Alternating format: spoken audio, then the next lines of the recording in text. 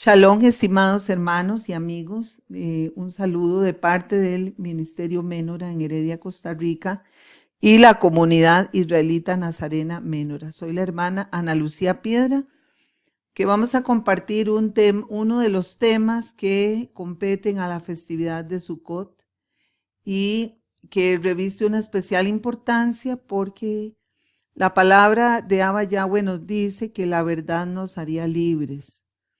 Entonces es importantísimo conocer la verdad con respecto al nacimiento en carne del Mesías Yeshua, porque al saber la verdad eso nos va a alejar de las prácticas paganas que provienen del padre de la mentira, o sea, de Satanás.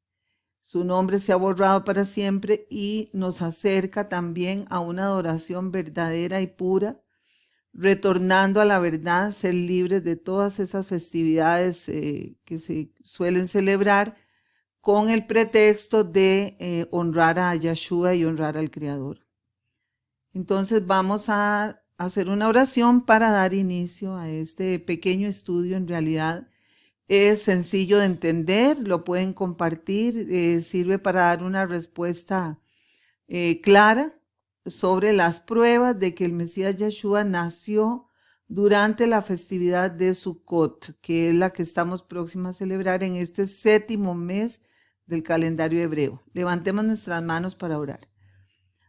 Padre Yahweh, te damos gracias por tu verdad que nos hace libres, que nos libera de este sistema pagano y opresor. Te pedimos, amado Padre, que tu Ruach HaKodesh nos inspire, nos abra la mente para aceptar estas verdades y que nosotros podamos alejarnos de las prácticas paganas y honrarte en espíritu y en verdad como manda tu palabra.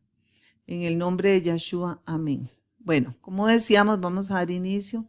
Vamos a presentar las pruebas de acuerdo a las escrituras de que Yeshua nació para la festividad de Sukkot, que es una de las fiestas o celebraciones que se realizan en el calendario hebreo en este periodo del año, que es el periodo del otoño en Israel.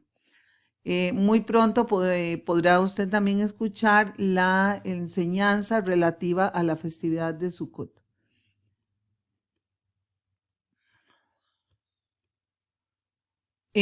Yeshua definitivamente no nació en la fecha pagana del 25 de diciembre, como muchos se ha venido practicando desde hace siglos. Según las escrituras, él nació en Sukkot, en el 7º mes del calendario hebreo, y lo vamos a ver la demostración por medio de la sagrada palabra que vamos a estudiar. El profeta Miqueas profetizó que el Mesías nacería en Belén. En eso no hemos tenido ninguna controversia, pero tú, Belén Efrata, pequeña para estar entre las familias de Judá, de ti me saldrá el que será el Adón en Israel, cuya procedencia es de tiempos antiguos, desde los días de la eternidad. Miqueas 5:2. Por supuesto que eso se refiere al Mesías, porque dice que su procedencia es de tiempos antiguos, desde los días de la eternidad, y él es el único que proviene, que ha estado aquí entre nosotros, que proviene de los días de la eternidad. Ese texto está en Miqueas 5:2. El profeta Isaías profetizó también. Por tanto, el Adón mismo os dará señal. Una aclaración, la palabra Adón corresponde a lo que se conoce como Señor, pero preferimos usar la palabra Adón por apegarnos más a los significados escriturales. El Adón mismo os dará señal. He aquí que la Virgen concebirá y dará a luz un hijo y llamará su nombre Emmanuel. Y el significado de Emmanuel es Elohim con nosotros. Isaías 7:14. O sea, el Todopoderoso con nosotros. Debemos aclarar que las profecías son señales para los creyentes, no para los impíos. Los impíos no van a poder dilucidar los significados proféticos completamente de las profecías. Así, vamos a ver lo que dice la palabra. Así que las lenguas son por señal, no a los creyentes, sino a los incrédulos. Pero la profecía, no a los incrédulos, sino a los creyentes. Eso está en 1 Corintios 14:22. También vamos a agregar que la palabra hebrea usada para señal, según Strong 226, es ot. La palabra ot en hebreo tiene un significado muy profundo que tiene que ver con el Aleph Taf, con el inicio y el fin de la escritura, de la Torá, y significa un aviso extraordinario de parte de Elohim. Cuando hay una señal en la escritura es un aviso extraordinario de parte de los cielos para llamarnos la atención con respecto a alguna situación o un anuncio. Entonces, la señal más importante es que una mujer joven y virgen, que según estudios más completos vendrían siendo algo así como sinónimos, un concepto que va unido, que una mujer joven y virgen es una mujer que está apta para casarse, pero que aún está bajo la protección del hogar, de su casa. Entonces, que una mujer joven y virgen concebiría y daría luz a un bebé. Esa madre tenía que ser descendiente de la casa de David para que ese niño que venía pues pudiera ser legítimamente el Mesías. Otra señal para identificar al niño que nos da la escritura era que estaba envuelto en pañales y acostado en un pesebre. Eso está en Lucas 2:12. Según la escritura, según el Brit Hadashah, llamado Nuevo Testamento, fue colocado en un pesebre. Un pesebre es un comedero de animales y según el griego se escribe como marbek.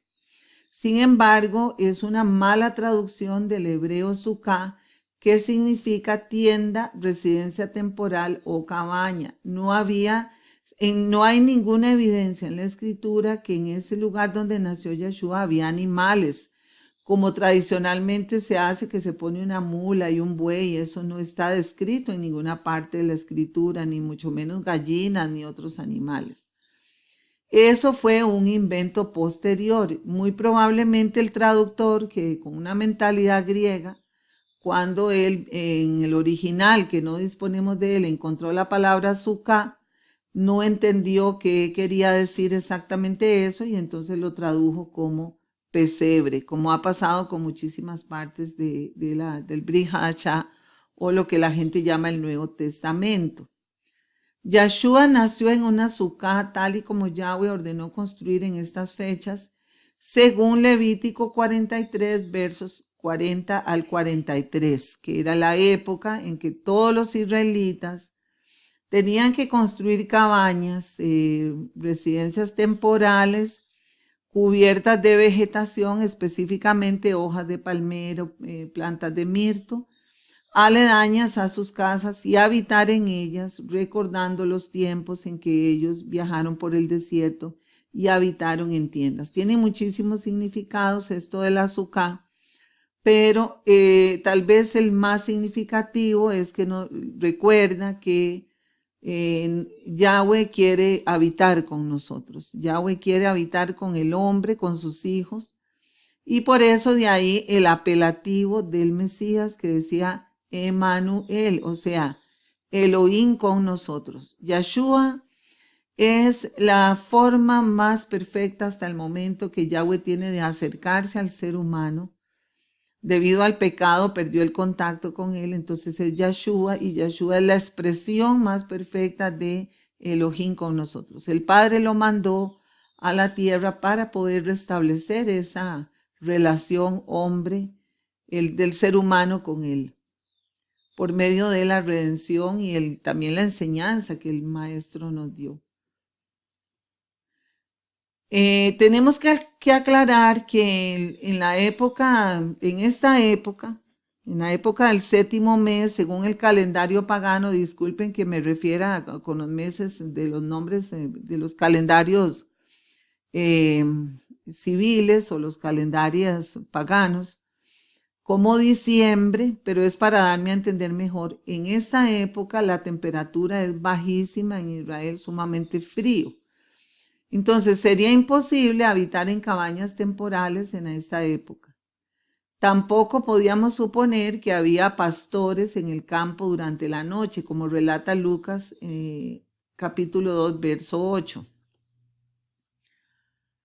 y que nos dice la escritura, había pastores por aquellos contornos pernoctando al sereno y vigilaban por turno su rebaño durante la noche.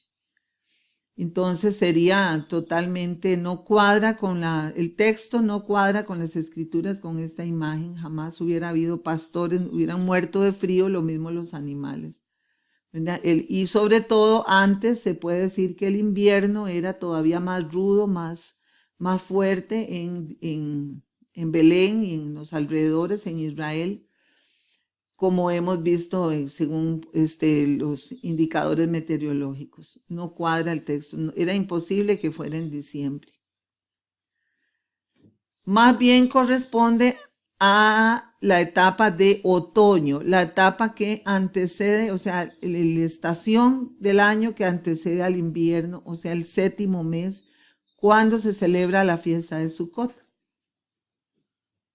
También podemos mencionar que no había forraje en el campo que estaba cubierto por la nieve, no había pasto para los animales, por lo tanto era imposible que los pastores estuvieran pastando sus animales en medio del campo durante la época de diciembre.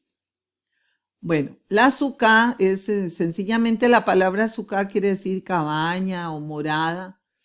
Una morada temporal nos recuerda que Yahweh desea morar con su pueblo. Siempre fue el deseo expreso de Yahweh, desde que Él creó al hombre, era estar cerca de su creación y habitar en medio de ellos. Pero bueno, ya sabemos las condiciones que hicieron que esto no se lograra y Yahweh hizo todo un plan para poder restablecer esa relación. Dice la Escritura, y harán un santuario para mí, para que yo habite en medio de ellos. Eso está en Éxodo 25:8. Después de descender Moisés con las segundas tablas de la ley en el día de Yom Kippur, 5 días después, el día 15 del séptimo mes, comenzó la construcción del Mizcán, o sea, del tabernáculo movible, mal llamado tabernáculo, no es una expresión muy correcta, pero el santuario transportable, el santuario movible que mandó a construir a los israelitas en el desierto después de Yom Kippur, 5 días después, exactamente el día 15 del séptimo mes. Ese día fue nominado por Yahweh como el día de la celebración de Sukkot. Vemos como todos los conceptos van relacionados. Yahweh le ordena al pueblo que empiece la construcción para Sukkot del Mizcán, porque él deseaba habitar en medio de ellos, tener un albergue, un santuario, donde él pudiera estar en medio de ellos, a pesar de los pecados y defectos del pueblo de Israel. El templo que erigió Salomón, siguiendo este mismo patrón, fue inaugurado durante la fiesta de Sukkot. Leemos en la Escritura, todos los hombres de Israel se reunieron junto al rey Salomón en el mes de Tanín, el séptimo mes durante la fiesta, Primera de Reyes 8:2. Aquí vamos a agregar que el mes de Tanín es lo mismo que el mes, lo que se llama mes de Tisrei, que es el nombre babilónico que los israelitas trajeron para los meses después del exilio babilónico. También era llamado Etanín. De acuerdo a la escritura, debería llamarse solamente por el número ordinal, o sea, el séptimo mes. Pero aparece indistintamente como séptimo mes, Etanín o mes de Tisrei. Sukkot es una fiesta de gozo, de alegría y de buenas noticias. Una de las características de esta fiesta, de esta celebración, es que está la orden de mantenerse en gozo, mantenerse en alegría. Como es una fiesta de una semana, pues hay que pasar una semana muy feliz, en mucho gozo. Procurar el gozo, la alegría. Dice la escritura, pero el ángel les dijo, no temáis, porque aquí os doy nuevas de gran gozo, que será para todo el pueblo, que os ha nacido hoy en la ciudad de David un Salvador, que es el Mesías, nuestro Adón. Esto servirá de señal, hallaréis al niño envuelto en pañales, acostado en un pesebre. Lucas 2, versos 10 al 12. Según la tradición, en esta fiesta el pueblo cantaba Hosana, Hosana, dando vueltas alrededor del templo.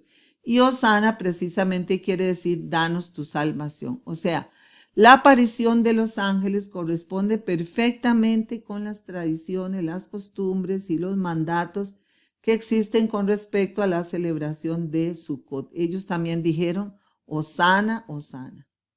Todo calza perfectamente. Bueno, la prueba tal vez más contundente es de que Yeshua nació en esta fecha, la podemos obtener del orden del servicio del templo, o sea, la distribución de los sacerdotes, los levitas en el orden del servicio del templo. Vamos a leer esto con detalle porque aquí sí que no falla en absoluto las mediciones escriturales. Zacarías, de acuerdo a la escritura, era sacerdote de la clase de Abías.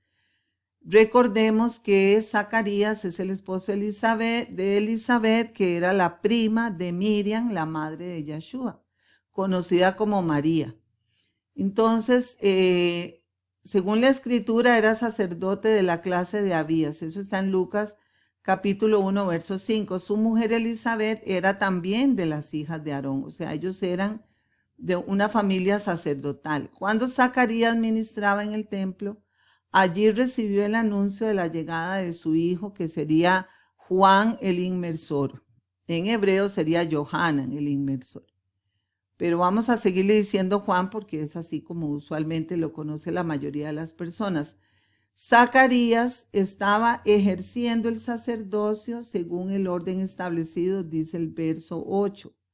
Zacarías tenía el octavo turno, según el orden que fue establecido por el rey David y que está descrito en Primera de Crónicas. El rey David había ordenado cómo se debía hacer los turnos y la distribución de los levitas y sacerdotes en el servicio al templo, de manera que nunca faltara, no se viera recargado un grupo más que otro y no faltaran los servidores específicos para el templo. Los grupos sacerdotales se dividieron en 24 grupos y cada grupo debía ministrar una semana en el templo, alternativamente. Esto se hacía por suertes.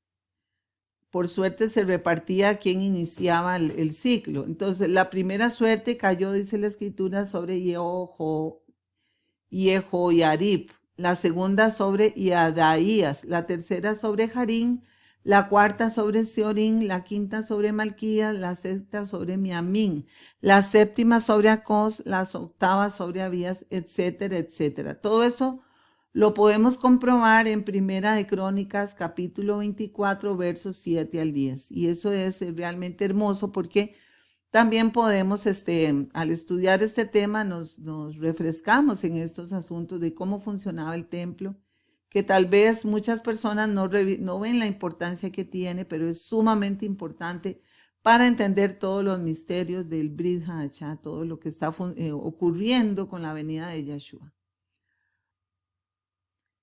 Citemos la escritura. Un día en que su clase estaba de turno y Zacarías ejercía la función sacerdotal delante de Elohim, le tocó en suerte, según la costumbre litúrgica, entrar en el santuario del Adón para quemar el incienso. Lucas capítulo 1, verso 9. A una semana por clase sacerdotal, a partir de la primera semana del primer mes establecido por Yahweh, encontramos que la octava semana corresponde a la fiesta de Shavuot o Pentecostés, que cae entre los meses de mayo y junio del calendario actual, o sea, el calendario que usamos, que es el gentil.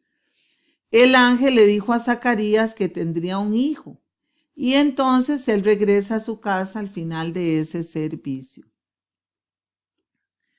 Según Segunda de Crónicas, capítulo 23, versos 1 al 8, cada turno debía empezar y terminar su servicio en Shabbat o día de reposo, el séptimo día de la semana.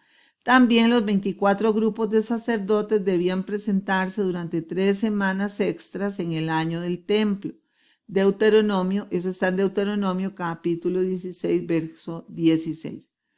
De acuerdo entonces a este cálculo, Zacarías debió regresar a la casa a finales de junio, por lo que se puede establecer que en el mes de julio debió ser la concepción, cuando Elizabeth quedó embarazada de Juan el Bautista. 9 meses a partir de julio, que es el tiempo que dura un embarazo humano, nos dan la fecha aproximada para el nacimiento de Juan el Inmersor en el mes de abril, cuando se celebra la fiesta de Pascua, o lo que llama el mundo gentil la Pascua, pero que es la fiesta de Pesach, en el mes de Aviv, o conocido también con el nombre de el mes de Nisan, que es el primer mes del año. En esa época nació Juan el Inmersor. Pensar que Juan el Inmersor nació para Pesach tiene un sentido profético, ya que recordemos que en el ritual de Pesach las familias judías tradicionalmente abren las puertas de sus casas esperando que el profeta Elías regrese para anunciar la llegada del Mesías. Y el mismo Yeshua dijo que de Juan que él era Elías, o sea que era la sombra profética. Y entre Juan y Elías se establece una sombra profética. No quiere decir que sea el mismo, tienen el mismo espíritu, o sea, la misma misión, que es anunciar o preparar la llegada del Mesías. Eso lo leemos en Mateo capítulo 11, versos 7 al 15. Todo va cuadrando perfectamente. En Lucas 1:26 leemos que 6 meses después, Miriam fue anunciada por el ángel, en hebreo el Malak, que concebiría y daría a luz a Yeshua.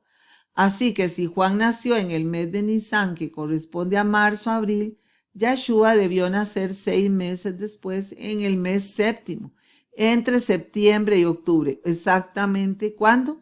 Durante la celebración de la fiesta de Sukkot.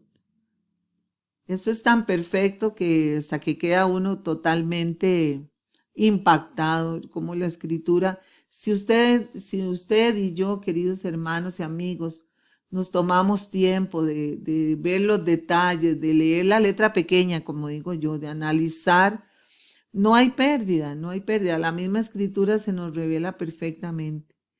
Y a la vez nos sirven todos estos datos nos sirven para establecer esa correlación entre los hechos del nacimiento de Yeshua, y no solo el nacimiento, su vida entera, las personas que la rodeaban tan importantes como el mismo Juan el Inmersor, con las Moedín del Eterno, con las fiestas del Eterno. Por eso nosotros celebramos todas esas fiestas, porque al celebrar las fiestas hacemos un recorrido por todo el ministerio del Mesías, tanto en su primera venida como en su segunda venida, y damos al mundo también las buenas noticias, la Besorá, las buenas noticias de salvación. Las fiestas tienen ese maravilloso poder de poder, al celebrarlas, vamos viviendo prácticamente todas las Sagradas Escrituras, lo que el mundo conoce como Biblia, lo vamos viviendo paso a paso. Y lo mejor, que estemos donde estemos, en cualquier lugar del mundo, yo lo comentaba, mi esposo y yo comentábamos, en cualquier lugar del mundo es como si estuviéramos en Israel. Traemos a Israel aquí. Estamos como si estuviéramos en el escenario original, con elementos de la tierra de Israel, con canciones de la tierra de Israel, con la cultura de la tierra de Israel, y Yeshua moviéndose por la tierra de Israel para proyectarse al mundo. Bueno, concluimos entonces. Yeshua nació en el mes séptimo, llamado Tisrei, llamado también Etanín, según el calendario de Yahweh. Corresponde a septiembre-octubre en el calendario pagano. Por lo tanto, Yeshua fue concebido en diciembre. ¿Cuándo? ¿Cuándo fue concebido Yeshua? En la fiesta de Hanukkah, la fiesta de las luces, porque Él es la luz del mundo, según Juan 8:12. Esta fiesta de Hanukkah no es una de las 7 fiestas del Eterno, pero tiene también una fuerte connotación profética que tiene que ver también con el ministerio del Mesías. Próximamente estaremos compartiendo un poco más sobre esta celebración de Hanukkah.